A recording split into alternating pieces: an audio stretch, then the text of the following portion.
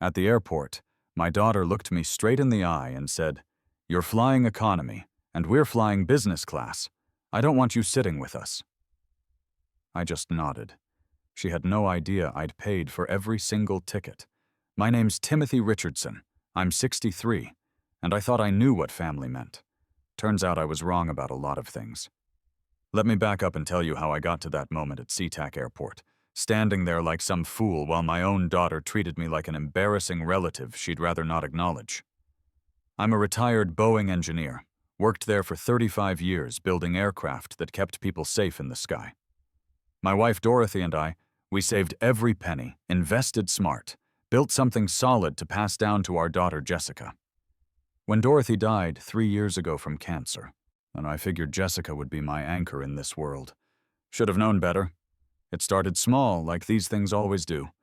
Jessica would call up, sweet as pie. "Dad, could you help with the down payment on the new SUV? The dealership needs it by Friday." Made sense at the time. Then it was private school tuition for my grandkids, Ashley and Nicholas. "It's the best school in Connecticut, Dad. Don't you want the best for your grandchildren?" Of course I did. What grandfather wouldn't? So I transferred the money.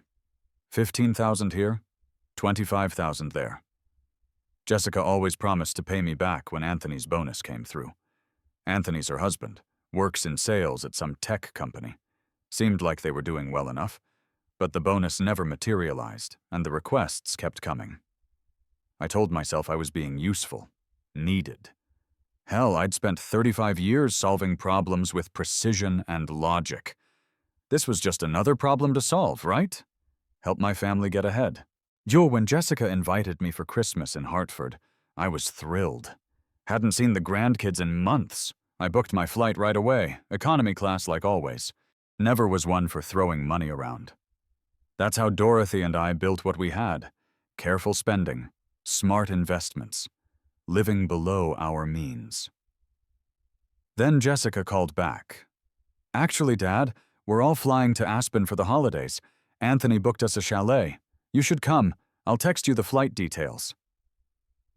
The flight details hit my phone an hour later. December 23rd, Seattle to Aspen. When I looked up the ticket price, I felt that old engineer's skepticism kick in. $1,847 for economy. Steep, but this was Christmas with my family, my grandchildren. I clicked purchase without thinking twice. 2 weeks later, there I was at SeaTac, pulling my old carry-on toward the gate, scanning the crowd for Jessica's blonde hair. Found her at the premium check-in counter, or designer luggage stacked around her like she was heading to some movie premiere. Anthony was scrolling through his phone, and the kids were glued to their tablets. "Jessica!" I called out, waving.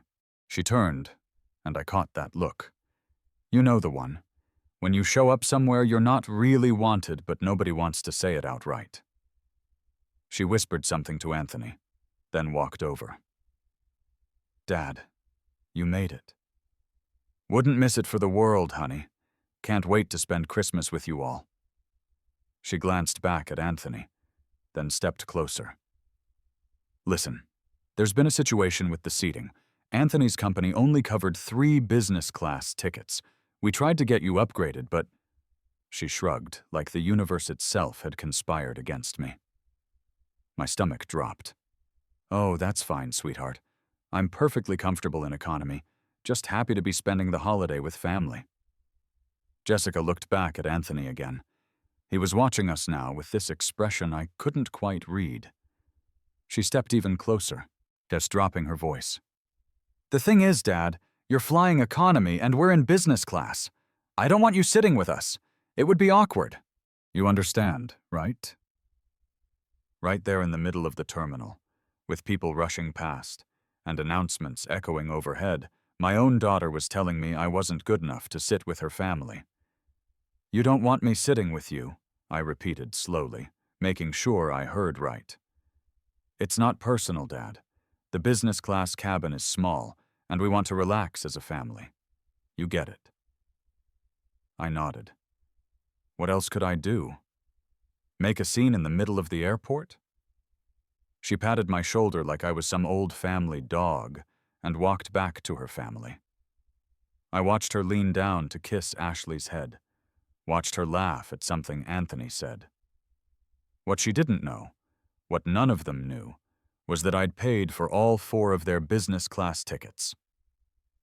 Round trip, $11,200 charged to my credit card just 5 days earlier, and right after Jessica called saying Anthony's company thing had fallen through. "Could you help us out, Dad? We'll pay you back in January, I promise." Same promise I'd been hearing for 18 months. As I walked toward my gate, the economy gate, naturally, something clicked in my brain. Not anger exactly, just clarity. Like when you're troubleshooting a complex system and suddenly see exactly where the failure point is. Once we were airborne, squeezed into seat 32B between a guy with a bad cough and a teenager with headphones, I did something I'd never done before. I called my bank. "First National Bank, this is Derek speaking. How can I help you?" I pressed the phone closer to my ear, trying to hear over the engine noise. "This is Timothy Richardson.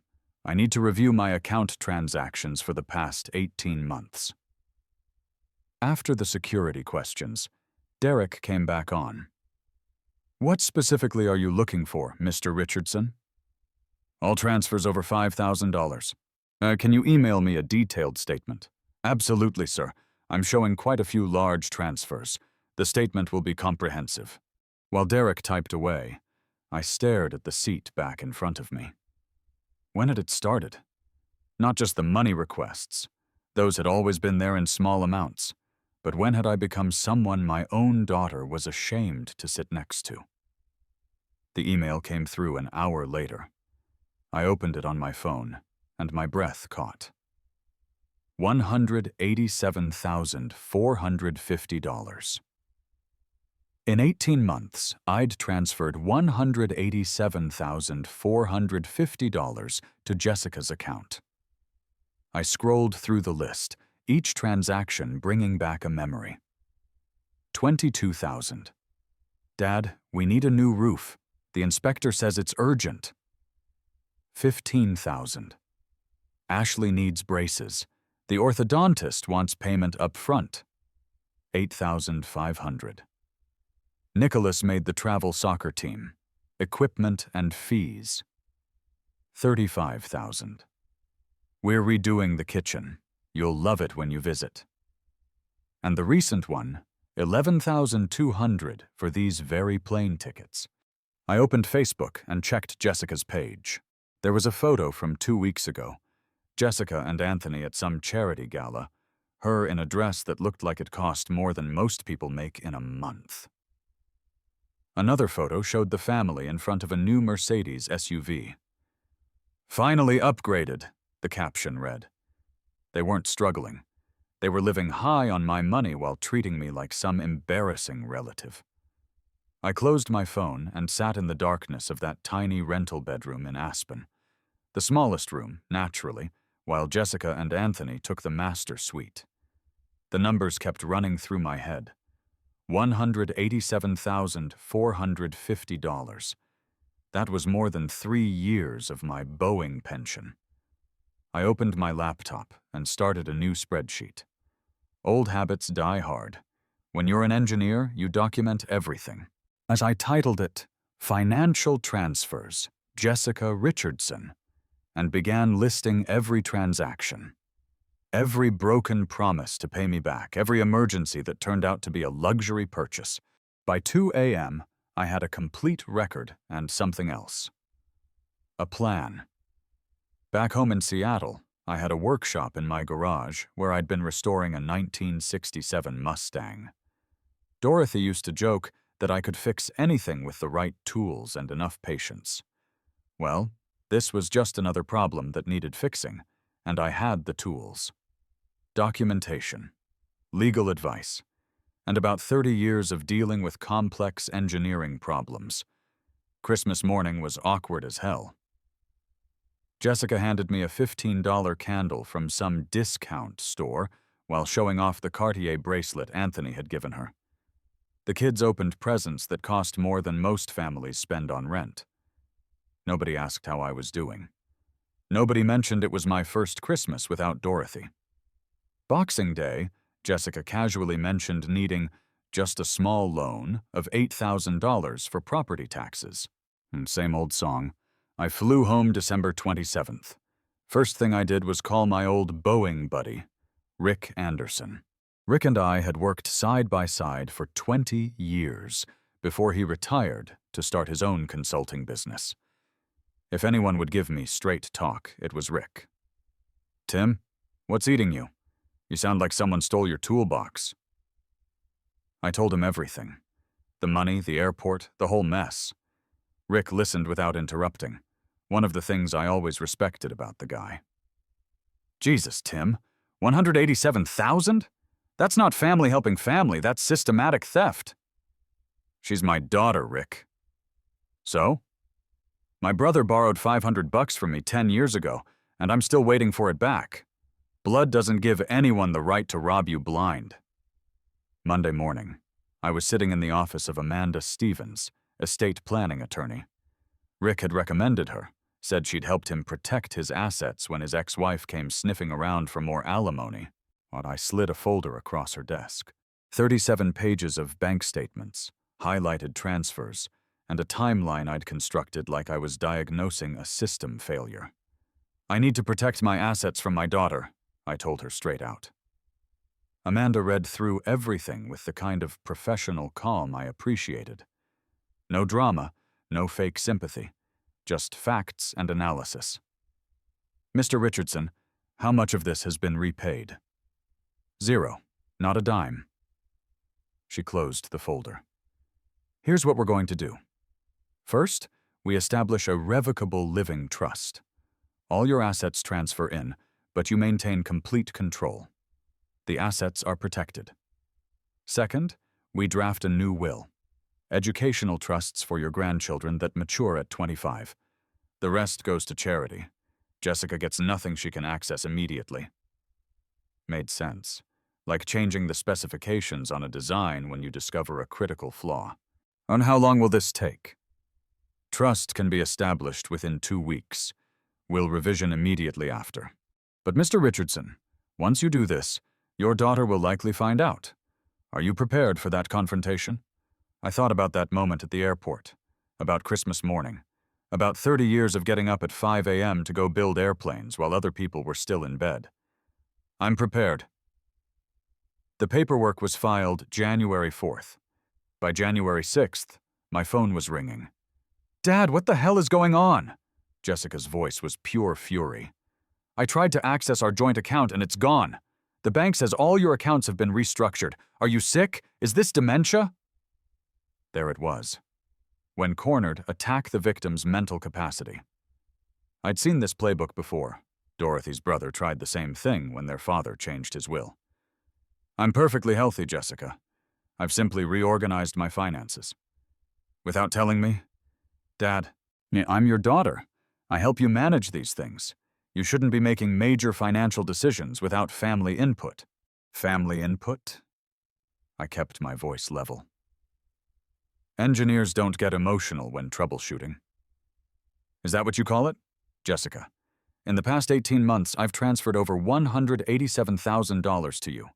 You've repaid exactly zero. You promised every single time that you'd pay me back. Were those lies?" Silence. Then, "Dad, that wasn't loans. That was family helping family. We've been struggling. Anthony just got a $45,000 bonus. I saw it on his LinkedIn. Congratulations, by the way." Another long silence. "You're spying on us now? Dad, this is crazy." "I'm protecting myself. There's a difference." "Protecting yourself from what? From your own family? We love you." "Love?" The word came out harder than I intended. "Jessica, I paid $11,200 for your family's business class tickets to Aspen. And you told me not to sit with you because it would be awkward. Does that sound like love?" The silence stretched so long I thought she'd hung up. "I think you need to see a doctor, Dad. This paranoid thinking isn't normal. Maybe early-stage Alzheimer's." My grip tightened on the phone. I'm not sick. Anthony and I are concerned. We're coming to visit next weekend. We need to talk about this as a family. I don't think that's a good idea. Dad, don't do this. Don't push us away. We're all you have. Don't you want to see your grandchildren? There it was. The nuclear option. Threatened to cut off access to Ashley and Nicholas. I need to go, Jessica. I hung up.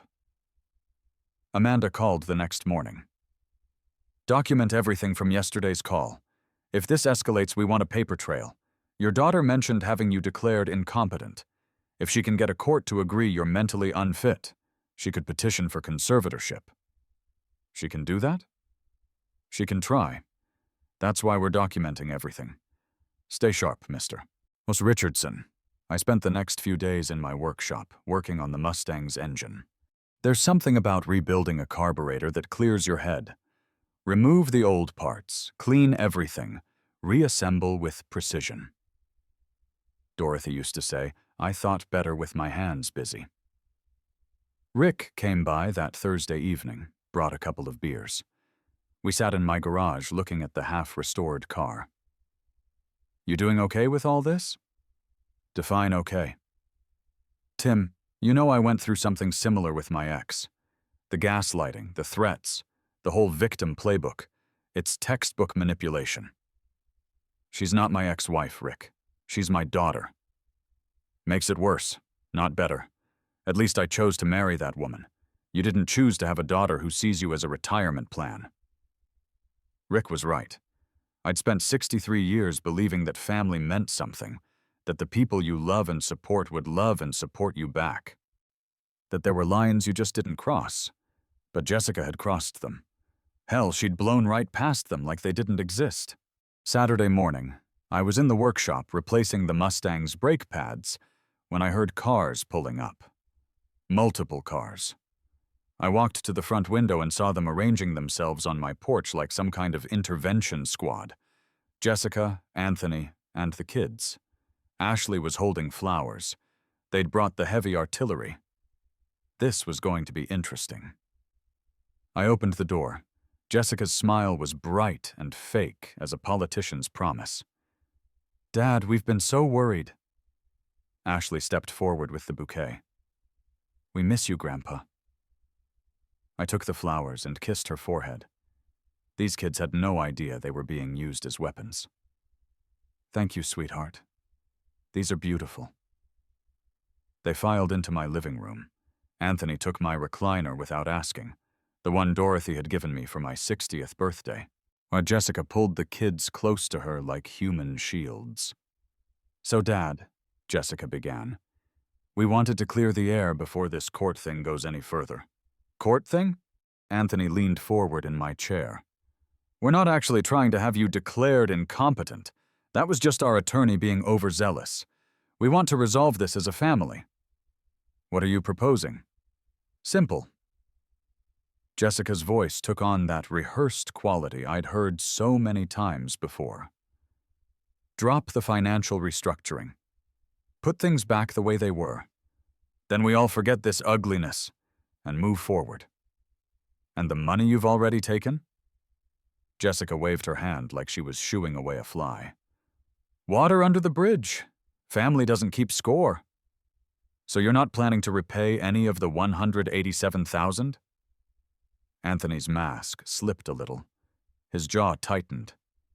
That was family assistance, not loans. You gave freely. I looked at my daughter. Really looked at her. When's my birthday, Jessica? She blinked. What? My birthday. Well, when is it? She glanced at Anthony for help. Dad, what does that have to do with anything? You called me 3 times on my birthday last year. All 3 calls were asking for money. Not one mentioned it was my birthday. Tears started flowing down her face. Real ones for once. Anthony stood up abruptly. All right, enough. Here's the reality, Mr. Richardson. You drop this nonsense and restore our access, or you'll never see Ashley and Nicholas again. Your choice. Ashley started crying. Daddy, don't say that. Kids, go wait in the car, Anthony commanded. Jessica hesitated, then shepherded them out. When the door closed, Anthony dropped all pretense. "You're making a massive mistake," he said coldly. "We've documented your erratic behavior, the paranoia, the sudden distrust of family. Any judge will see you're not fit to manage your affairs." I stood up. 35 years at Boeing taught me how to handle bullies. You don't back down, and you don't let them see fear. "Get out of my house! You'll regret this, old man." After they left, I called Amanda Stevens. "They just threatened me, both of them. I'm not surprised." Document everything. Write down exactly what was said while it's fresh in your memory. I spent the next hour writing a detailed report. Time stamps, exact quotes, witness details. Just like filing an incident report at work. 3 days later, Amanda called back. They filed petition for emergency psychiatric evaluation and temporary conservatorship. My blood ran cold. Can they do that? They can try. But Tim, I've seen their filing. It's garbage, complete nonsense. They claim you're suffering from paranoid delusions about financial exploitation. Meanwhile, we have 37 pages of bank records proving exactly that exploitation. What's our next move? We fight back, and we win. The court hearing was set for February 15th. Amanda scheduled me for a comprehensive evaluation with Dr. Daniel Hayes and a neuropsychologist who specialized in competency assessments.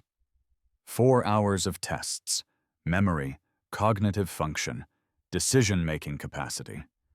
At the end, Dr. Hayes smiled. "Mr. Richardson, you're sharper than most 40-year-olds I evaluate. I'll have the formal report ready in 3 days, but I can tell you now there's absolutely no indication of impairment."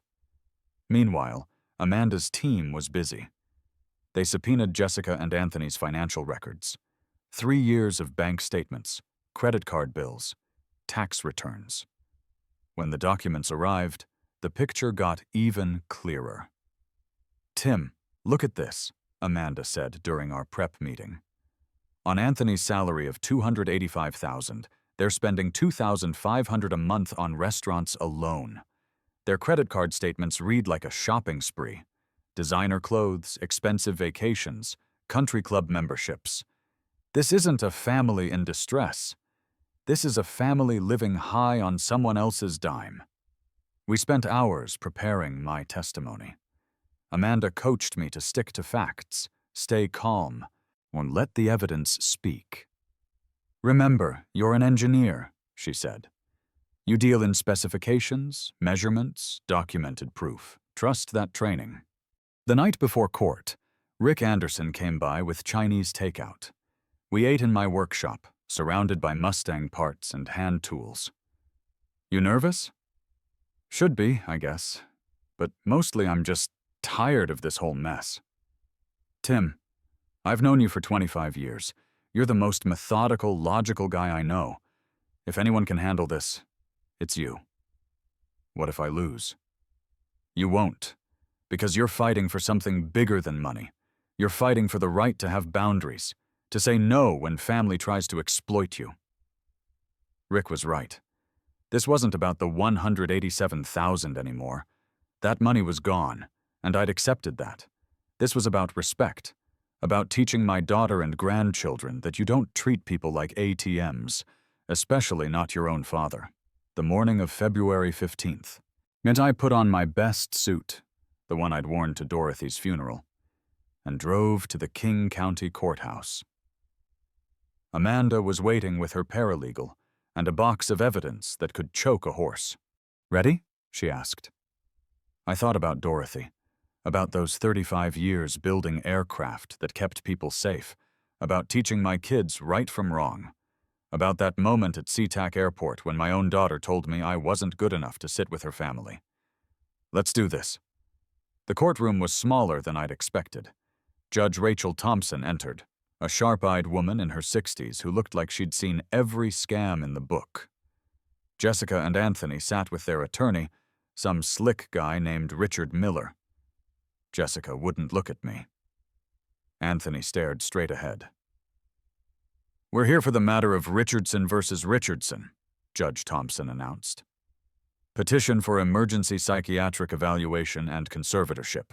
Mr. Miller, proceed." Miller stood up, all false concern and polished lies. "Your Honor, we're here out of deep concern for Mr. Richardson, who has exhibited alarming behavior suggesting cognitive decline and possible financial exploitation of himself by himself." He called Jessica first. She took the oath, dabbing at her eyes with a tissue. Her testimony was masterful manipulation. "My father has always been so generous," Jessica said, voice breaking on cue. "After my mother died, I tried to help him with finances, make sure he was okay. But lately he's been different. Paranoid, accusatory. He claims I've stolen from him, but I never took anything. He gave freely because he loved us." When Amanda stood for cross-examination, the temperature dropped 10 degrees. "Ms. Richardson, you testified your father gave freely. Is it true that on December 18th, you received $11,200? "Yes, for family plane tickets." "And did you promise to repay him?" Jessica hesitated. "It was a gift." Amanda pulled out a document. "I have an email here from you dated December 17th. Would you like me to read it?" "Dad, Anthony's company thing fell through. Could you help us out? We'll pay you back in January, I promise." "That sounds like a loan, not a gift." Jessica's face went white. Amanda continued like a surgeon with a scalpel. "The $35,000 for your kitchen remodel, the $22,000 for roof repair. According to bank records, you've received $187,450 in 18 months. How much have you repaid?" Silence. "Ms. Richardson, how much have you repaid?" "None," Jessica whispered. "Speak up for the court record." "None," her voice cracked. "And did you tell your father not to sit with you on the plane he paid for?" Miller objected, but Judge Thompson overruled. Jessica crumbled. "There was limited space in business class. I was stressed." No further questions. Anthony's testimony was worse. Amanda had their financial records subpoenaed. On $285,000 a year, they spent more on restaurants than most families made total. "Does that sound like financial distress?" Amanda asked. When it was over, Judge Thompson didn't even leave the bench. "I've heard enough. The petition is denied.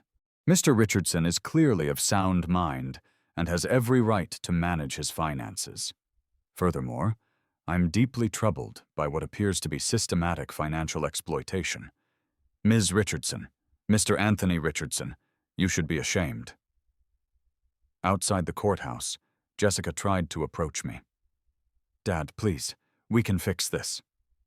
"No," I said quietly. "You tried to have me declared incompetent so you could control my money. Some things can't be fixed." The aftermath was swift and brutal. The Seattle Times picked up the story. Local couple attempts conservatorship after receiving $187,000. Anthony's tech company opened an internal investigation. Financial services firms don't tolerate employees who defraud family members. By summer, Anthony was fired. They sold their house, moved to a rental in a sketchy neighborhood. Jessica took her first job in 15 years, answering phones at a dental office. The Mercedes was gone, replaced by a used Honda with 150,000 miles. Me? I got my life back. I finished restoring the Mustang that spring. Rick Anderson and I took it to a classic car show in Spokane. Won second place in the 67 category. After that, we started a little side business restoring classics. Nothing fancy, just two old engineers keeping busy. I joined the American Legion post downtown, made some new friends, started volunteering at a local high school, teaching kids basic automotive skills. Turns out there's a whole generation that doesn't know how to change their own oil. Last fall, I took that fishing trip to Alaska I'd been talking about for years. Dorothy and I had always planned to do it together. Caught a 40-pound king salmon and felt her smiling down at me. Then in November, Ashley showed up at my door. 14 now, tall and smart as a whip. She'd taken 2 buses to get there. "Grandpa, can I come in?" "I need to talk to someone who makes sense." We spent the afternoon in my workshop. I showed her how to rebuild a carburetor while she told me about school, her friends, her plans to study journalism. When it was time to take her home, Jessica answered the door. Her face went pale when she saw me. "She came to me," I said before she could speak. "Ashley's old enough to choose who she wants in her life." Jessica's eyes filled with tears. "I know. Thank you for bringing her home." It wasn't forgiveness, but it was acknowledgement. These days, Ashley comes by most Saturdays. We work on projects in the garage, and I teach her practical skills her parents never bothered with. How to check tire pressure, change a fuse, balance a checkbook. Real-world stuff. She asked me once why I cut off her parents financially. "Sweetheart, there's a difference between helping someone and enabling them. But your parents needed to learn that actions have consequences, even family actions." So what did I learn from all this? That love without boundaries isn't love, it's exploitation. That family who see you as a resource instead of a person aren't really family. That it's never too late to stand up for yourself, even when it costs you everything. Was I harsh? Maybe. But sometimes harsh is what it takes to teach respect. My workshop is full most evenings now. Rick stops by, other guys from the Legion, Ashley when she can. We talk, we work with our hands, we solve problems together. It's a good life, better than I had when I was trying to buy love with bank transfers. If this story sounds familiar, if you're living it yourself, here's what I learned. You can't control other people, but you can control your response to them. Set boundaries. Demand respect. Document everything. And remember, you're worth more than what you can provide others. Don't let anyone convince you otherwise, even if they share your DNA. Now, what would you have done in my shoes? Sometimes the hardest choice is the right choice. Thanks for listening to an old engineer's story. Hope it helps someone out there find their backbone. A man who won't defend his own dignity has nothing left to pass down to the next generation. You can't fix people by financing their mistakes. You only teach them that consequences don't apply to them.